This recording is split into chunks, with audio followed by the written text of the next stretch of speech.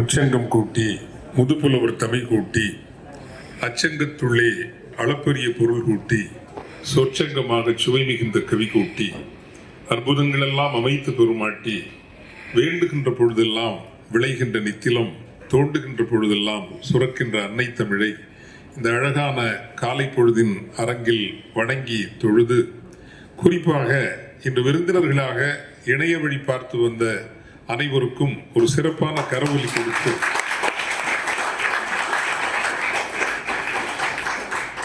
மட்டுமல்ல, திருவள்ளூரிலிருந்து காலை எழுந்து புறப்பட்டு வருவது என்பது அவ்வளவு எளிது அல்ல.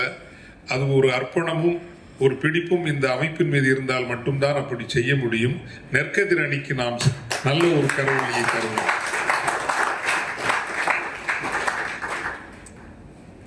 இன்றைய நாளினுடைய கதாநாயகர்கள் உண்மையில் ஆம்பல் அணியினர் தான். அதில் எந்த மாற்று கருத்துக்கும்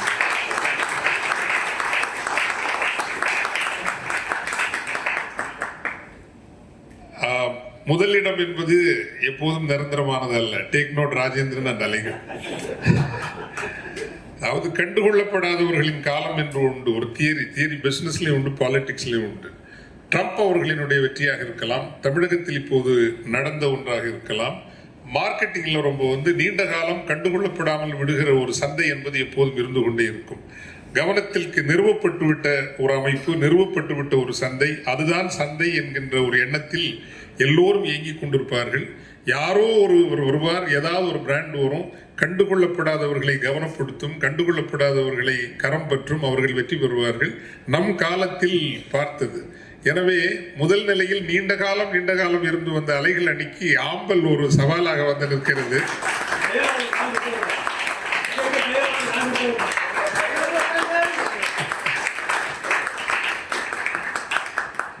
இது அலைகளை ஒருபோதும் நான் குறைத்து மதிப்பிடுவன் அல்ல. அது முருகேசன் அவர்களை ஒருபோதும் நான் குறைத்து மதிப்பிடுகிறவன் அல்ல. ஏனென்றால் அவரை 25 ஆண்டுகளாக தெரியும். அலைகளுக்கும் ஆம்பலுக்கும் ஒரு பெரிய கரவொலியை நீங்கள் தர வேண்டும்.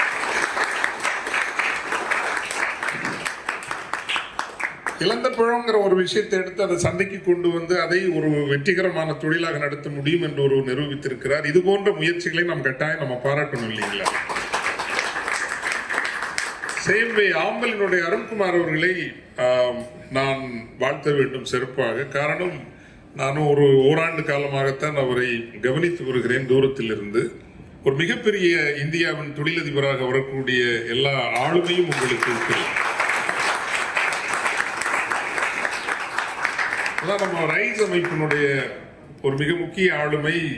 அதை உங்கள் எல்லாருக்கும் நான் கவனப்படுத்த விரும்புகிறேன். தமிழர்கள் ரெவன்யூ பேஸ்ட் பிஸ்னஸ் தான் எப்பவுமே யோசிக்கிறாங்க. இந்த மாதம் என்ன டேர்ன் ஓவர் ஆகும், டேர்ன் ஓவரில் எவ்வளவு பேலன்ஸ் இருக்கும், எது ப்ராஃபிட்டு, இதைத்தான் இந்த கணக்கில் தான் நம்ம தொழில் பண்ணுறோம். யாருமே வேல்யூவேஷன் பேஸ்ட் பிஸ்னஸ் தொடங்குறதும் இல்லை, நடத்துறதும் இல்லை. இதை ரொம்ப கவனப்படுத்தி அவர் சொன்னார். அதை முதல் செய்தியாக. என்றால் இந்த அருண்குமார் போன்றவர்கள் எல்லோராலும் அது முடியுமோ இல்லையோ, ஆனால் இது போன்ற ஒன்று கூடல்கள் வெறும் தொழில் வணிகம் பகிர்ந்து கொள்வதற்கும் தொடர்புகளை உருவாக்கிக் கொள்வதற்கும் மட்டுமல்ல, அவை நம் கருத்து வெளியை விசாலப்படுத்துவதற்கும், கனவுகளினுடைய வெளியை விசாலப்படுத்துவதற்கும், அந்த கனவுகள் கருத்துகள் இவற்றில் கரம் பற்றி கொண்டு அடுத்த ஒரு இடத்தை நாம் அடைய முடியுமா தமிழர்களாக என்பதற்காக தொடங்கப்பட்ட ஒரு அமைப்பு தான். உங்களில் விருந்தினர்களாக வந்திருக்கிறவர்களுக்கு தெரியுமோ தெரியாதோ, நான் ஒரு ஃபாதர், ஒரு கிறிஸ்டின் கேத்தலிக் பிரீஸ்ட். ஸோ இன்னைக்கு நான் சர்ச்சில் மட்டும்தான் இருக்கணும். நேற்று மாலை திருச்சியில் ஒரு நிகழ்வு நடத்திவிட்டு ஒரு 12 மணிக்கு புறப்பட்டு இன்று மாலையில் தான் நான் சர்ச்சு போவேன்னு வச்சுங்க. இப்போ ஏன் இங்கே இருக்கணும் அப்படின்னா, ஒரு தொழில் வணிக அமைப்பு நடத்தி அதில் ஒரு ரெவன்யூ வரணுங்கிறதுக்காக நான் இந்த அமைப்பு தொடங்கலை. இந்த அமைப்பிற்கான எண்ணம் விதைக்கப்படவில்லை. உண்மையில் இந்த அமைப்பிற்கான எண்ணம் உறுதியாக விழுந்தது. பல தருணங்கள் உண்டு, பல காரணங்கள் உண்டு. இது இப்படி ஒரு அமைப்பு நமக்கு வேண்டும் என்று எழுந்தது 2009ஆம் ஆண்டு. ஈழத்திலே 1.5 லட்சம் மக்கள் தமிழர்கள் படுகொலை செய்யப்பட்டார்கள். அப்போ ஏன் இந்த உலகம் வரலைங்கிற அந்த ஒரு கேள்வியிலிருந்து தான் அந்த மக்களை, இராணுவத்திற்கும் போராளிகளுக்கும் சண்டை நடக்கிறது, இழப்பு, வெற்றி, தோல்வி, அது வேறு ஒரு கணக்கு. ஆனால் இந்த போரில் சம்பந்தம் இல்லாத ஒரு அப்பாவி மக்கள் 1.5 லட்சம் தமிழர்கள் கொல்லப்பட்ட போது இந்த உலகம் ஏன் இந்த இனத்தை காப்பாற்றுவதற்கு வரவில்லை என்கின்ற அந்த ஒற்றை கேள்வி என்றால் தமிழர்கள் வலிமையானவர்களாக இல்லை. We didn't have friends, that's all. It's very plain and simple. We simply did not have friends in the world. நமக்கு நண்பர்கள் இருக்கவில்லை. நண்பர்களை நாம் உருவாக்கி கொள்ளவில்லையா, வரவில்லையா? ரெண்டுமே, உருவாக்கி கொள்ளவும் இல்லை, வரவும் இல்லை. Because we were not influential. We are not influential. அப்போ இது இன்ஃப்ளூயன்ஷியலா இருக்கணும்னா என்ன வேணும் இந்த உலகத்துல? இஸ்ரேலுங்கிற ஒரு நாடை நான் பார்த்தேன். அவங்க இவ்வளவு அராஜகங்கள் செய்கிறார்கள். ஆனாலும் இந்த உலகத்தில் அவர்கள் இன்றைக்கு வலிமையானவர்களாக இருக்கிறார்கள் என்றால் வலிமையானவை அனைத்தையும் அவர்கள் உள்வாங்கிக் கொண்டிருக்கிறார்கள். இந்த தமிழ் இனமும் என்றேனும் ஒரு நாள் ராஜேந்திர சோழன் காலத்தில் இருந்தது போல அத்தனை வலிமைகளையும் இது தனக்கு ஆக்கிக் கொள்ள வேண்டும். அந்த ஒரு புள்ளியிலிருந்து தொடங்கப்பட்டதுதான் இந்த தொழில் வணிக அமைப்பு. எனவே பிஎன்ஐ போன்ற அமைப்புகள் மிகச் சிறப்பாக நடக்கும். இதை விட, இந்த அமைப்பை விட நேர்த்தியாக சிறப்பாக நடக்கிற அமைப்புகள் பல உண்டு, பல இருக்கலாம். ஆனால் இந்த அமைப்பினுடைய தனித்துவம் என்பது இது தமிழ் சமூகத்திற்கான ஒரு பொறுப்பையும் தமிழ் சமூகத்திற்கான எதிர்கால கனவுகளை வளர்த்துக் கொள்வதையும் தனக்கென்று எடுத்துக்கொண்டிருக்கிற ஒரு அமைப்பு என்பதுதான் இந்த அமைப்பினுடைய தனிச்சிறப்பு. அவ்வகையில் முதல் மாநாடு ஒன்று நடத்துகிறோம். முதல் மாநாடு இது பெற்றெடுத்த குழந்தைதான் த ரைஸ் என்கின்ற அமைப்பு. தமிழர் தொழில் வணிக வேளாண் பெருமன்றம், CTASIS, confederation of Tamil agriculture, commerce, industry and services. இந்த அமைப்பிலிருந்து பிறந்த குழந்தை இன்று 35 நாடுகளில் கிளைகளை வைத்திருக்கிறது. 10க்கும் மேலான நாடுகளில் அலுவலகங்கள் வைத்திருக்கிறது. ஆனால் பெற்றதாய் இப்பொழுதுதான் முதல் மாநாடு நடத்துகிறார். அப்போது ஜெயிக்கணும் இல்லைங்களா? இன்னும் 20 நாள் தான் இருக்கு. இல்லைன்னா நம்ம குடும்பத்துக்கே அது அவமானம், குடும்பத்துக்கே அவமானம். இது பெரிய வெற்றி பெற வேண்டும். அவ்வகையில் இன்று நன்கொடை தந்தவர்களாக இருக்கட்டும், 4 பேரை அழைத்து வந்தவர்களாக இருக்கட்டும், அத்தனை பேருக்கும் என் உள்ளத்தினுடைய ஆழத்திலிருந்து உண்மையிலேயே நேர்மையாக பிரார்த்தனைகளோடு நன்றி சொல்ல கடமைப்பட்டு இருக்கின்றேன். ஏனென்றால் இது தாய்க்கு நடக்கின்ற விழா, தாய்க்கு நடக்கின்ற விழா. ரைஸ் என்ன சாதித்தது என்றால் அது வேறு. அது இன்றைக்கு 35 நாடுகளில் மிகப்பெரிய அளவில் வளர்ந்து கொண்டிருக்கிறது. பெரிய அளவில் வளரும், அதில் மாற்று கருத்தே இல்லை. ஆனால் CTASIS அமைப்பில் இணைகின்றவர்களுக்கு இதை எப்படி லெவரேஜ் பண்ணணுங்கிறத நீங்க தெரிஞ்சுக்கணும். இப்போ அருண்குமார் போன்றவர்கள் அவங்க லெவரேஜ் பண்ற அந்த வித்தை தெரிகிறது. ஒரு எக்ஸிபிஷனுக்கு போறது செலவு அல்ல, அது நீண்ட கால முதலீடு என்பது தெரிகிறது. வணிகம் நம்மை தேடி வராது, நாம் தான் வணிகத்தை தேடி செல்ல வேண்டும். அந்த ஒரு நீங்க அணுகுமுறை எடுத்தீங்கன்னா இது ஒரு பெரிய பிளாட்ஃபார்மா இருக்குங்க. பிளாட்ஃபார்ம்னா சாதாரண பிளாட்ஃபார்ம் இல்லை. ஃபார் எக்ஸாம்பிள் ஒரு உதாரணத்துக்கு சொல்றேன். 25 ஜூன் 10ஆம் தேதி கென்யால ஒரு இடத்துல ஒரு விபத்து நடக்குது, பெரிய விபத்து. ஸ்பாட்ல 5 பேர் செத்து போறாங்க. கத்தார்ல உள்ள ஒரு இந்தியன் கம்யூனிட்டி, அதுல பஞ்சாபிஸ் இருக்காங்க, மலையாளிஸ் இருக்காங்க, நம்ம தமிழர்களும் இருக்காங்க. டெஸ்பரேட்டா நமக்கு செய்தி அனுப்புறாங்க, ஒண்ணுமே பண்ண முடியல, ஏதாவது பண்ண முடியுமா? It takes 26 hours for the Indian embassy to reach the spot. இந்திய தூதரகம் அந்த இடத்திற்கு சென்று சேர்வதற்கு 26 மணி நேரம் ஆகிறது. தாமதமாக செல்லவில்லை. அவ்வளவு கடினமான பாதை, காட்டு மலை பாதை, அவ்வளவு நேரம் ஆகும். So not to blame the government. 26 hours it takes because it will take 26 hours.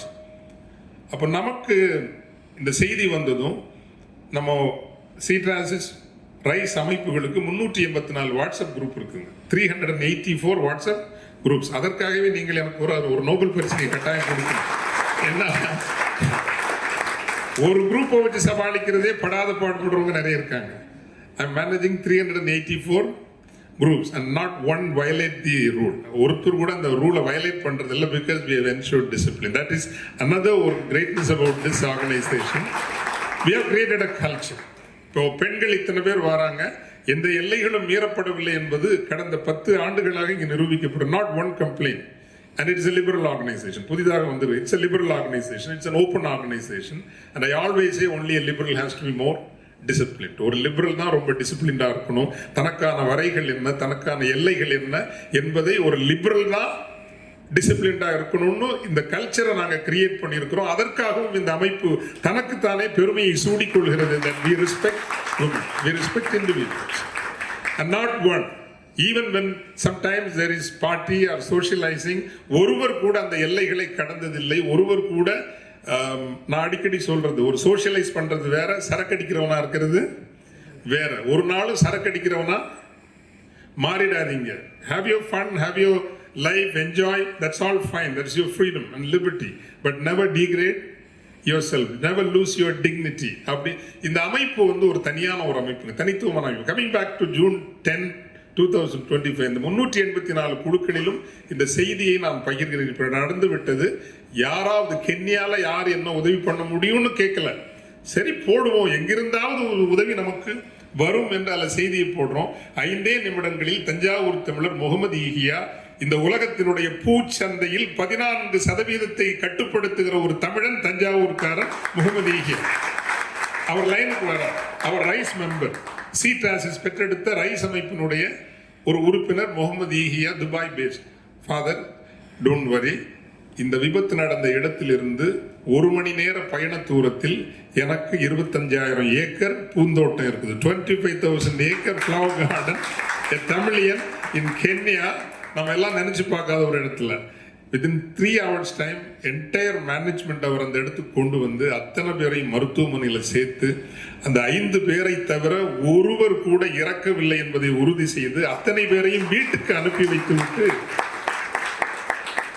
So this is about our organization. So எனக்கு வந்து சிடாசிஸ், ரைஸ் ரெண்டும் வேறு வேறு அமைப்புகள் அல்ல. இதெல்லாம் வந்து ஒரு குடும்பம். சிடாசிஸ்ல இருந்தீங்கன்னா அது ரைஸ்ல இருக்கிற மாதிரி போகணும்.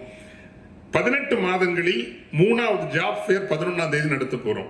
வாலண்டியர்ஸ் வேணும், எனக்கு 1000 வாலண்டியர்ஸ் வேணும். சிடாசிஸ்ல அத்தனை பேரும் வரீங்க. இன்னைக்கு ஜூலை 11ஆம் தேதி ஒருங்கிணைக்கப்பட வேண்டிய தேவையில்லை. But what I want to tell you is, இது எப்படி இந்த கிரெடிபிலிட்டி இந்த அமைப்பு பெற்றுக்கொண்டது? அவ்வளவு ஈஸியெல்லாம் கிடையாது. திருநெல்வேலியில் முதல்ல நடத்தினோம் February லாஸ்ட் இயர். 12,000 இளைஞர்கள் வந்தார்கள். 8,000 பேருக்கு ஒரே நாளில் வந்து ஜாப் ஆர்டர் கொடுத்தோம். கட்டாயம் அந்த 4,000 பேராவது போய் செட்டில் ஆயிருப்பாங்க. This is my faith. கடந்த ஜூன் மாதம், இந்த ஜூனில் கடந்த ஜூன் மாதம், எஸ் திருச்சியில் ஜூன்ல தான் பண்ணோம். திருச்சி February திருச்சியில் பண்ணோம். ஜூன் லாஸ்ட் இயர் திருநெல்வேலியில் பண்ணோம். Februaryல 20,000 இளைஞர்கள் வந்தாங்க. 12,000 பேருக்கு ஒரே நாளில் வேலை வாய்ப்பு கிடைத்தது. ஐ எம் வெரி ஷுவர் 7,000 பேராவது போய் செட்டில் ஆயிருப்பாங்க. 7,000 போய் செட்டில் ஆயிருப்பாங்க. வரக்கூடிய 11ஆம் தேதி இன்னைக்கு வரைக்கும் 60,000 இளைஞர்கள் பதிவு செய்திருக்கிறார்கள் வேலை தேடி என்பது அல்ல. நம்மை நம்பி மதித்து 550 நிறுவனங்கள் அன்னைக்கு அங்க வராங்க. 550 கம்பெனிஸ் ஆர் கமிங். அதுல 35% multinational companies, 35% of the companies are multinational companies.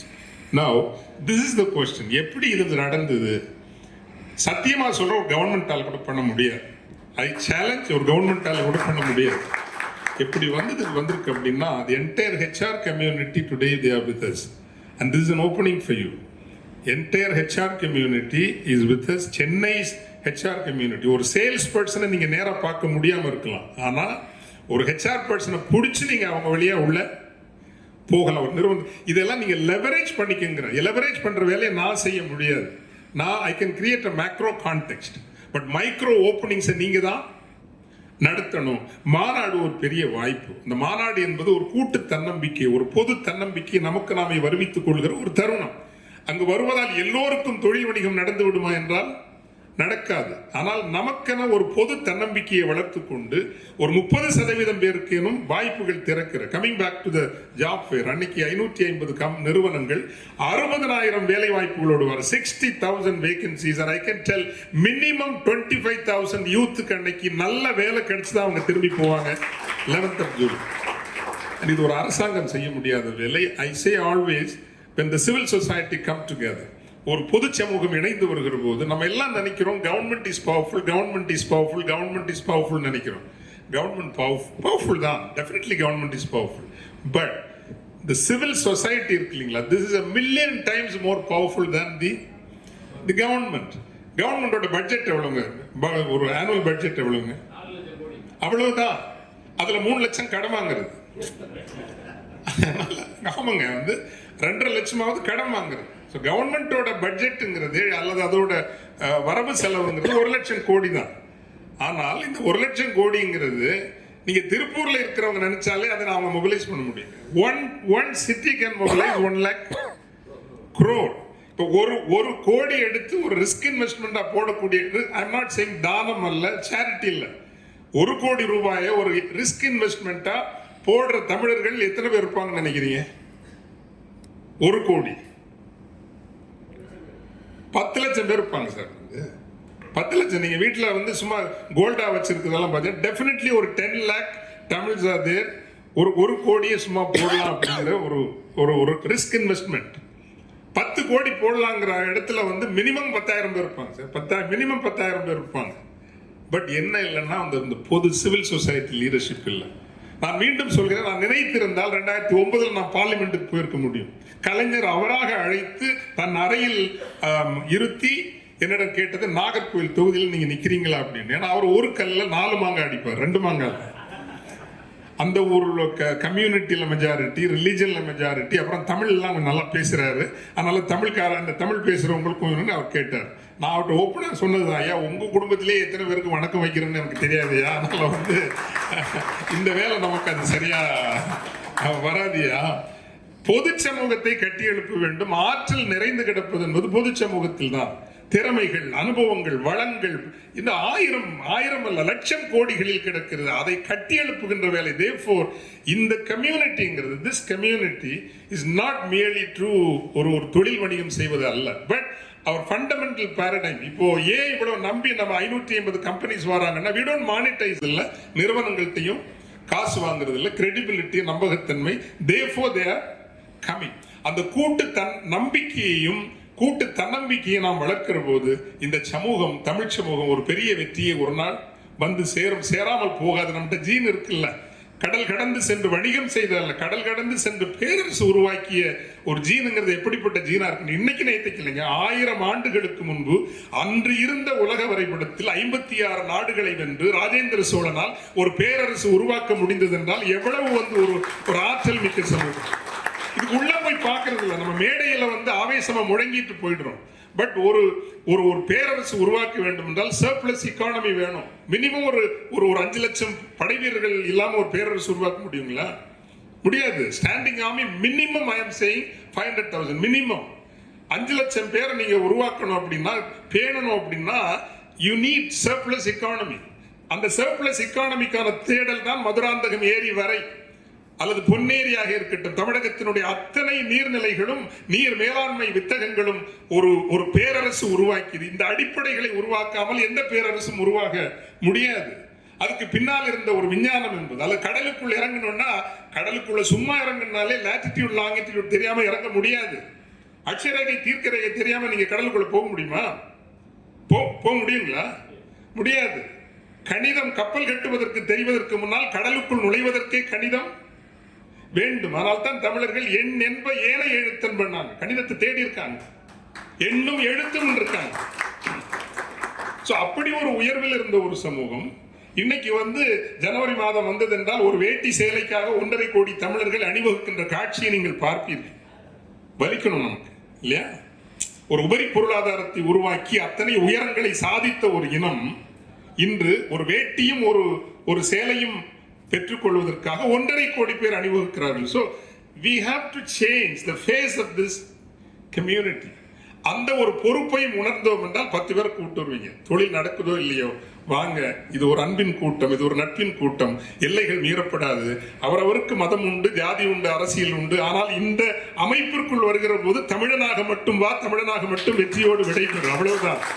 எனக்கு அரசியல் உண்டு, எனக்கு அரசியல் கருத்துக்கள் உண்டு, ஆனால் எந்த கருத்தும் இந்த அமைப்பிற்குள் திணிக்கப்படாது. இங்கு தமிழ் மட்டும்தான் முன்னால் நிறுத்தப்படும். காரணம், நம்மை பிரிக்கின்ற எல்லாம் வெளியே இருக்கிறது. இணைக்கின்ற புள்ளிகள் சில வேண்டும், சிலவாவது வேண்டும் நம்மை இணைக்கின்ற புள்ளிகள். அப்படி இன்று தமிழர்களை இணைக்கின்ற ஒரு புள்ளியாக தமிழர் தொழில் வணிக வேளாண் பெருமன்றம் இருக்கிறது, ரைஸ் அமைப்பு இருக்கிறது. அந்த மகிழ்ச்சியோடு இப்போது கூட லயோலா கல்லூரிக்கு தான் அந்த 1 லட்சம் பேர் வராங்க. அந்த 1 லட்சம் பேர் வருகிற பொழுது கழிவறைகள் இருக்குதா போதிய அளவுக்கு? பெண்கள் மட்டுமே ஒரு 30,000 பேர் வருவாங்க. இப்படி அத்தனை திட்டமிடுதல் இருக்கின்ற காரணத்தினால் கொஞ்சம் கவலை தான். இதற்கு முன்னால் அரசோடு அணுகி அந்த வேலை செய்கின்ற இப்போதும் எங்களினுடைய கொள்கை என்பது, எந்த அரசு இருந்தாலும் அது எல்லோருக்குமான அரசு, அதில் மாற்று கருத்தே இல்லை. எந்த அரசு வந்தாலும் அரசு என்பது எல்லோருக்குமான அரசு.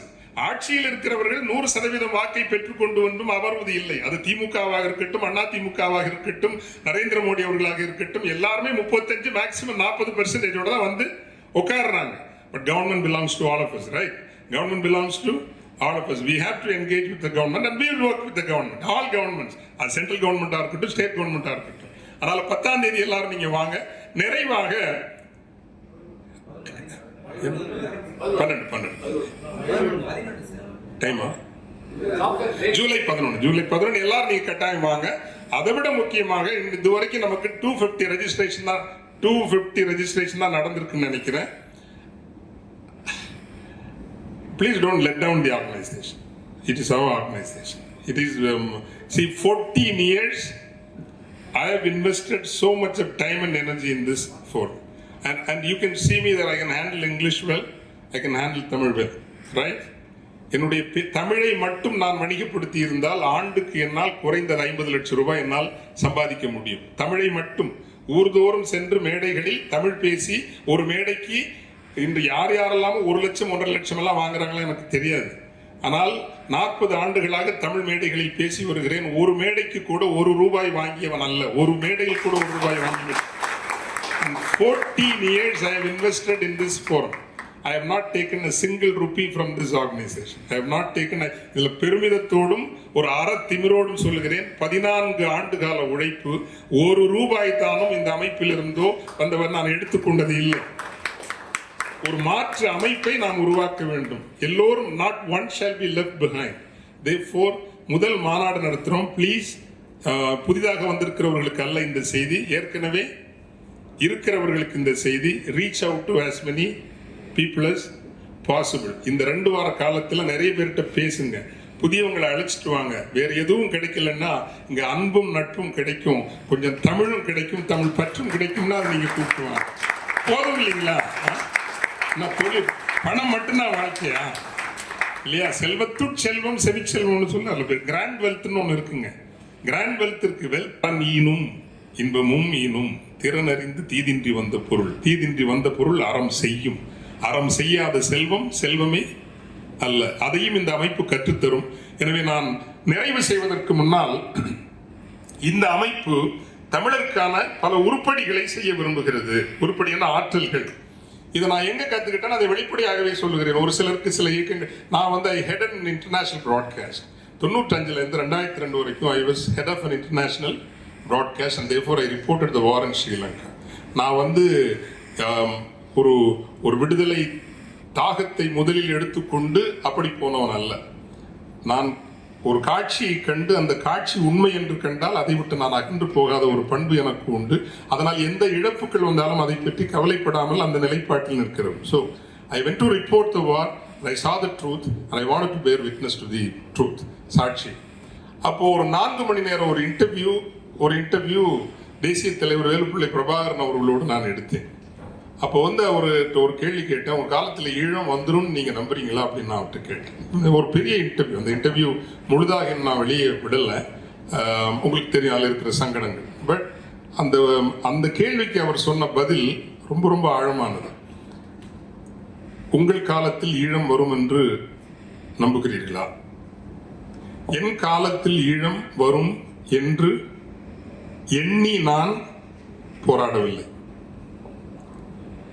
ஆனால் தமிழுக்காகவும் நிலத்துக்காகவும் இனத்துக்காகவும் உழைப்பதற்கும் பாடுபடுவதற்கும் போராடுவதற்கும் வந்தால் என்னென்ன கஷ்டங்கள் சங்கடங்கள் இருக்கிறது என்பதை இந்த பயணத்தில் நான் கற்றுக்கொண்டேன். ரொம்ப முக்கியமானது.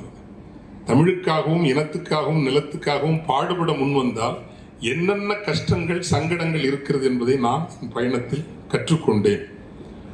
எனக்கு பின்னாலும் இந்த தமிழ் மொழிக்காகவும் தமிழ் நிலத்திற்காகவும் தமிழ் இனத்திற்காகவும் பாடுபடுகிறவர்கள் வந்து கொண்டுதான் இருப்பார்கள். அப்படி அவர்கள் வருகிற போது நான் பட்ட சிரமங்களும் சங்கடங்களும் படாமல் எளிதாக அவர்கள் வேலை செய்வதற்கான ஒழுங்குகளை நான் செய்து கொண்டிருக்கிறேன் சொன்னார் பாருங்க. இது நான் கற்றுக்கொண்ட பெரிய பாடம். ஒரு சமூகம் என்பது தனக்கான, இப்போ நான் ஒரு Catholic father. Why Catholic Church has survived for 2000 years? 2000 வருஷம் எப்படி அது சர்வைவ் ஆயிருக்குன்னா, அது ஒரு ஊருக்கு போகும். வேலா காலேஜ் இன்னைக்கு 120 years. பட் 120 ஆண்டுகளுக்கு முன்னால் அது காடு, வெறும் காடு. அந்த காடு இருந்த இடத்துல சின்னூண்டு ஒரு கொட்டையா தான் போட்டிருக்கும் அது. ஆனா 120 வருஷத்துல அந்த இடத்தை சுத்தி தான் அந்த நுங்கம்பாக்கம் இயங்குது. ஒத்துக்கிறீங்களா? ஒத்துக்கிறீங்களா? இது ஸ்டெல்லா மாரிஸுக்கு பொருந்தும், சர்ச் பார்க்குக்கு பொருந்தும். எந்த ஊருக்கு போனாலும் ஒரு சின்னோண்டி முதல்ல இடத்தை தான் வாங்கும். இன்னைக்கு 70 ஆண்டுகள் தமிழ் சார்ந்து தான் நம்ம ஆட்சி நடத்தி இருக்கிறோம். ஆனால் தமிழ் என்கின்ற உணர்வோடு ஒன்று கூடுவதற்கு ஒரு இடமாவது சென்னையில் இருக்கா சொல்லுங்க? ஒரு இடம் சொல்லுங்க.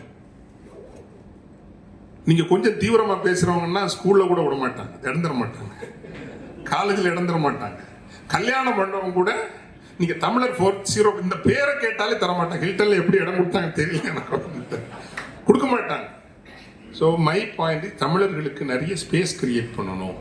காலாகாலத்திற்கும் தமிழ் கலைகள், தமிழ் மொழி, தமிழ் சார்ந்த முயற்சிகள் நடப்பதற்கான ஸ்பேஸ்ங்கிறது it's a very very important crucial instrument of ஒரு பவர் அண்ட் ஆல்சோ ஈக்விட்டிங்கிற வகையில திருநெல்வேலிக்கும் திருக்குற்றாலத்துக்கு இடையில முதல் ஒரு தமிழூர்னு ஒன்று நம்ம கிரியேட் பண்ண போறோங்க. இந்த தமிழூருங்கிறது 2 கம்போனன்ட் இருக்கும். ஒன்று ஒரு பண்பாட்டு கோட்டம். அந்த பண்பாட்டு கோட்டத்தில் 5ஆம் சங்கம் என்பது the cultural parliament for Tamil. உலக பொது சமூகம் சொல்ல இல்லைங்களா, நமக்கு சட்டம் வேண்டாம், அதிகாரம் வேண்டாம், ராணுவம் வேண்டாம், ஒன்று வேண்டாம். ஆனால் அறிவு சமூகத்தை ஒன்று கூட்டி அடுத்த தலைமுறைகளை வழிநடத்துகின்ற ஒரு மாபெரும் பண்பாட்டு பாராளுமன்றம் அந்த இடத்தில் வரப்போகிறது. அடுத்தது எப்படி ஒவ்வொரு மதத்தவருக்கும் இடம் இருக்கிறதோ, தமிழர்கள் எல்லோரும் இணைந்து வருகிற இடமாக அந்த இடம் இருக்கும். அடுத்தபடி முகப்பு நல்லா இருந்தா கைதட்டுங்க சார். என்ட்ரி இன்னும் பண்ணல, ஜனவரியில ஆரம்பிக்க போறோம். நெக்ஸ்ட், இது ரொம்ப முக்கியமானது. இந்த இனத்திற்காக உழைத்த, பாடுபட்ட, பங்களிப்பு நல்கிய தொல்காப்பியரிலிருந்து அத்தனை பேருக்கும் வணக்கம் செய்கிற ஒரு இடம் நமக்கு இல்லை. அணையா விளக்கு ஒன்று அங்கு 24 மணி நேரமும் 365 நாட்களும் எரிந்து கொண்டிருக்கும். அன்னை தமிழுக்கு என்று ஒரு திருக்கோயில் இல்லை. நம்மை ஆக்கியதும் நம்மை ஒரு அடையாளப்படுத்தி வைத்திருப்பதும் அன்னை தமிழ் தான். அன்னை தமிழுக்கு மனிதகுல வரலாற்றிலேயே முதல் திருக்கோயில், ஒரு ஆலயம் நம்ம தமிழூரில் தான் எழப்போகுது. நெக்ஸ்ட் சங்கம் போய் நெக்ஸ்ட் இந்த இனத்தினுடைய மரபணுவை செதுக்கிய முக்கிய ஆளுமைகளுக்கு 100 அடி சிலை. முதல் பேராளுமை தொல்காப்பியர், அடுத்து வள்ளுவர், அதற்கு பிறகு திருமூலர். தொல்காப்பியர், அடுத்து வள்ளுவர், அதற்கு பிறகு திருமூலர். அவ்வை என்பது ஒரு பொது குறியீடாக பெண் கவிகள், அறிவு சமூகத்தினுடைய சார்பில் இம்பீரியல் குளோரி தந்தவர்கள், majestic and imperial glory. Rajendra Cholan, Cheran Senguttuvan, Sadaiyavarman Sundarapandian, 3ஆம் சங்கத்தை தொடங்கி வைத்த திருமாறன் பாண்டியன், இவர்களுக்கெல்லாம் 100 அடி உயரத்தில் எல்லா மதத்தவர்களும் வந்து வழிபட்டு தங்கள் இல்ல நிகழ்வுகளை நடத்தி கொள்வதற்கு 3 மதங்களினுடைய திருவழிபாட்டு தலங்களும் அங்கு இருக்கும். ஏனைய சமூக கூடங்கள். நெக்ஸ்ட், இப்படி நிறைய விஷயங்கள் இங்க இருக்கும். இது பண்பாட்டு கோட்டம். இது 70 ஏக்கர் நாங்க வாங்கிட்டோம்னா தனியா வாங்கல, நம்ம அமைப்பு வாங்கிடுச்சு. 30 பேர் சேர்ந்து வாங்கியிருக்கோம்.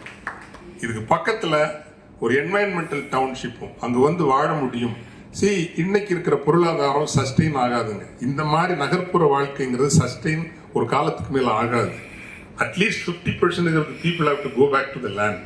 நிலத்திற்கு போய் தான் ஆகணும். அல்லது நீங்க வாழ்க்கை முழுசும் இஎம்ஐ கட்டி, அதை கட்டி, இதை கட்டி ஓடிட்டே இருக்கிற வாழ்க்கையே கிடையாதுங்க. வாழ்க்கையை பற்றிய மறு தேடல் ஒன்றுங்க நடக்கணும். அட்லீஸ்ட் ஒரு 20 வருஷமாவது மூச்சு விட்டு நல்ல தண்ணி குடிச்சு வாழ்ற ஒரு வாழ்க்கை வேணுமா வேணாமாங்க? உங்க பிள்ளைங்களுக்கு ஒரு வீடை கட்டி உங்க பிள்ளைங்களுக்கு கல்யாணம் பண்ணி கொடுக்குறக்குள்ள உங்க வாழ்க்கை முடிஞ்சு போகுது. ஆமாவா இல்லையா? So we need to reflect about it as a society. As a society, therefore we have to create doable models, not that idealistic model.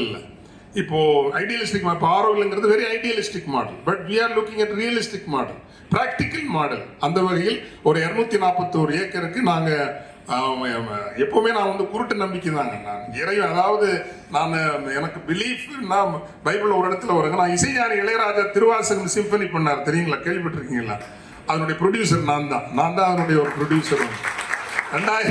2003 அவருக்காக 1.5 கோடி ரூபாய் செலவழிச்சேன் என்னுடைய சொந்த பணத்துல. எங்க இருந்து வரும்னு தெரியாது, எங்க இருந்து பணம் வரும்னு தெரியாது. ஆனா ப்ராஜெக்ட் தொடங்கிட்டேன். திருவாசகத்தை பிடிக்கும், எங்க அப்பா இந்து, திருவாசகம் பிடிக்கும். அதனால அதை உலகத்துக்கு கொண்டு போகணும், இளையராஜா சாரையும் உலகத்துக்கு கொண்டு போகணும். இந்த 2 நோக்கம் தான். சிம்பனி பண்ண பணம் இல்லை, ஆனா தொடங்கணும். சக்சஸ்ஃபுல்லா முடிச்சு அன்னைக்கு அடல் பிஹாரி வாஜ்பாய், மன்மோகன் சிங் எல்லாரையும் பார்த்து கொடுத்த ஒரு ப்ராஜெக்டா அது இருந்தது. ஆனா அது தொடக்கத்துல அந்த பிரேயர்ல எனக்கு பைபிள்ல வந்த சொல் வந்து, உன் எண்ணத்தில் ஒன்று உதித்து இதயம் அதை நம்புமையானால் நீ தொடங்கு, நான் முடிப்பேன் அப்படின்னு கடவுள் சொல்றதா ஒரு வாக்கியம் வரும். எனக்கு ரொம்ப பிடிக்கும், ரொம்ப பிடிக்கும். சிந்தனையில் ஒன்று உதித்து, தாட் ப்ராசஸ்ல ஒன்று வருது. But your heart should passionately believe in it. எண்ணத்தில் உதித்து இதயம் அதை நம்புமையானால் நீ தொடங்கு, நான் முடிப்பேன். அப்படித்தான் வந்து இந்த 241 ஏக்கருக்கும் நாங்க இது போட்டோம்னு வச்சுக்கோங்களேன், 1 கோடி ரூபாய் போட்டு அட்வான்ஸ் போட்டோம். இதுவும் நான், இது யாரும் நினைக்காதீங்க ஃபாதர் பணம் வச்சு போடுறாருன்னு நினைக்காதீங்க. பணம் இருக்கிறவங்க, I believe in the community. I believe in not one individual. I believe in the goodness of the people. So இந்த தமிழூர்ல தாய் நிலம் ஒன்று அதை நம்ம உருவாக்குறோம் வாழ்வதற்கான. இப்படித்தான் வாழணும்.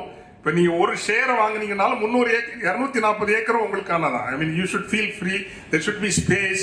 அந்த அடிப்படையில் வந்து இதுதான் ஆக்சுவல் பிக்சர்ஸ். இது வந்து இது கிராஃபிக் பிக்சர்ஸ் இல்லை. அந்த நிலம் அப்படிதான் இருக்குது இன்னைக்கு வந்து. It's harvesting land. 8000 நெக்ஸ்ட் 8000 தென்னை மரம் இருக்குது ஹார்வெஸ்டிங்.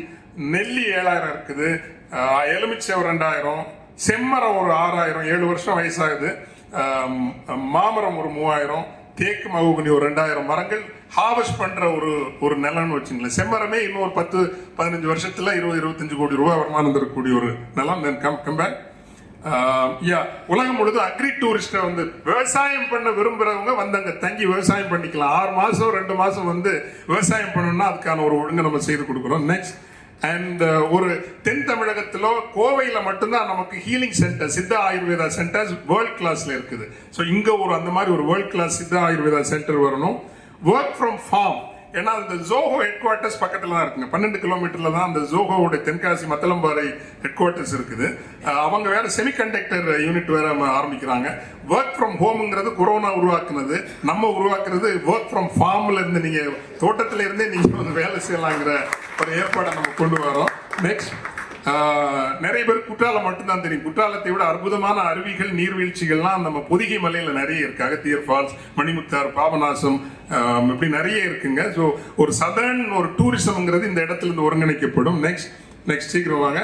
வானகம் ஒரு நாட் நவ் ஒரு 3 இயர்ஸ்ல வந்து அந்த இடத்துல ஒரு ரூரல் ரிசார்ட் ஹோட்டலும் நம்ம கட்டணும். பிகாஸ் இது வந்து என்ன, நம்ம எலீட்டா இருக்கிறோமான்னு கேட்கலாம்.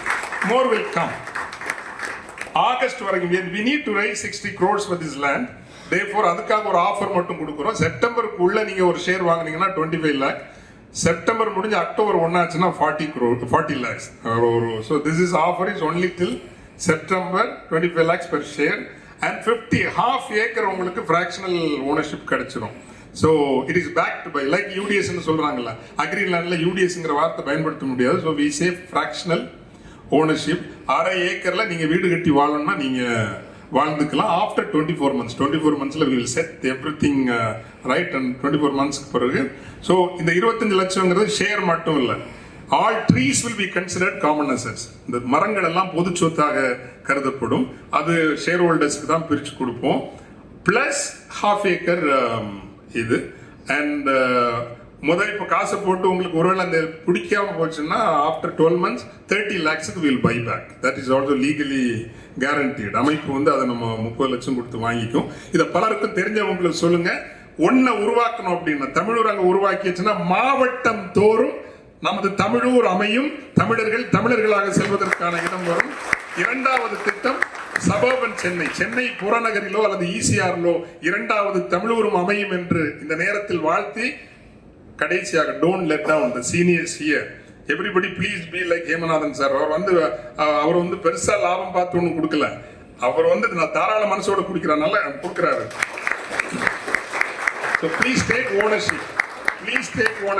ஒவ்வொரு உறுப்பினரும் ஒரு 2 பேரையாவது இந்த 20 நாள்ல நீங்க ரெஜிஸ்டர் பண்ண வைங்க. Please take ownership. நான் வந்து இன்னும் நிறைய வேலை செய்ய முடியும். பட் நான் ஊரா ஒரு நாடோடியா சுத்திட்டு இருக்கிறேன். நான் நாடோடியா சுத்த வேண்டிய ஆள் கிடையாது. Because I'm properly qualified, very properly qualified னு வச்சுங்களா. I'm a doctorate, I'm a postdoctorate, I'm a specialist in strategic studies. இந்த ஊரா போய் தமிழுக்காக பேச வேண்டிய ஒரு நிலையில நான் இல்லை. ஆனா நான் போறேன் அப்படின்னா தமிழ் மீதும் தமிழ் இனத்தின் மீதும் கொண்ட ஒரு பற்று மட்டும் தான், வேற எதுவும் கிடையாது. Therefore, please take ownership and make this summit the magnificent, the spectacular, the most exemplary. இதுபோல் ஒரு மாநாடு நடக்கவில்லை என்று அன்பிலும் நட்பிலும் ஒரு தோழமையிலும் நடக்கிற ஒரு மாநாடாக மாற்றி காட்டுங்கள். நன்றி. தமிழன்னை நம்மோடு துணை நிற்கட்டும். வணக்கம்.